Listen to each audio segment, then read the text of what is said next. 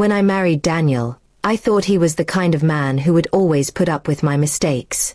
He was quiet, patient, and never raised his voice. I, on the other hand, had a sharp tongue and often said things without thinking. One evening, while we were having dinner with a few of our closest friends, I made a joke at his expense.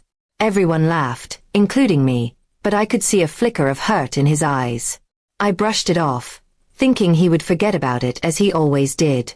The joke wasn't small either. I mocked him for being too soft, saying he wasn't man enough, compared to the husbands of my friends. My friends laughed loudly, and for a moment, I felt powerful. But the silence that followed Daniel's polite smile told me I had crossed a line I couldn't see yet. After that night, Daniel acted normal.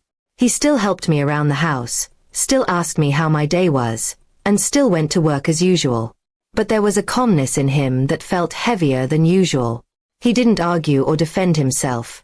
Instead, he let my words sit there, unchallenged. I thought I had won, but in reality, I had just lit a fuse. 3 days later, I found out what that calm silence meant. Daniel invited our friends over again. I was surprised because he usually never arranged these things himself. He cooked dinner, set the table, and treated everyone with unusual warmth. I thought he was simply trying to smooth things over.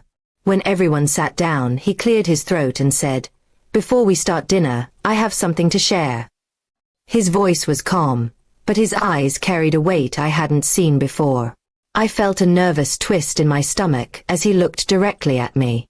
Then, with a steady tone, he began recounting the story of our marriage, how I had supported him at first but slowly turned his patience into a weapon against him. He didn't exaggerate or insult me, he just spoke the truth. He mentioned times I belittled him in public, laughed at his dreams, or dismissed his efforts. With every word, my friends' eyes shifted from him to me, their expressions slowly changing. I tried to interrupt, but he held up his hand and said, "Please, let me finish." He then revealed how much my words that night had hurt him, especially because they came in front of the very people he had always respected.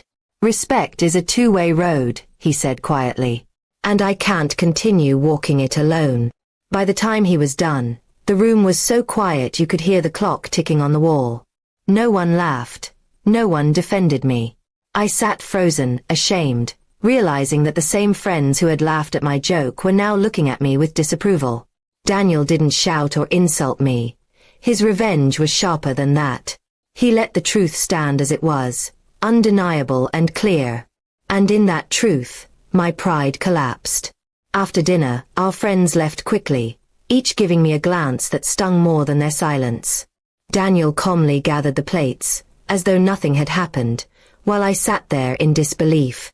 For the first time, I realized he had more strength than I ever gave him credit for. That night, he didn't sleep in our room. He took a blanket and lay on the couch, leaving me alone with my thoughts. The house felt colder than it ever had before. In the days that followed, our friends stopped calling me as often. Some even avoided me altogether. My words had damaged not just my marriage but also my place among them. Daniel, meanwhile, seemed lighter, as though he had finally freed himself from carrying the weight of my mockery. I wanted to apologize, but no words seemed enough. My husband hadn't taken revenge by shouting or hurting me. He had simply exposed me for who I had become. And in doing so, he taught me a lesson harsher than anything else. Respect once broken is not easily repaired. Now, every time I look at him, I wonder if I'll ever regain the trust one threw away with a careless laugh. 3 days was all it took for him to show me the cost of my pride, and I am left with the bitter truth that his silence was never weakness. It was strength waiting for the right moment.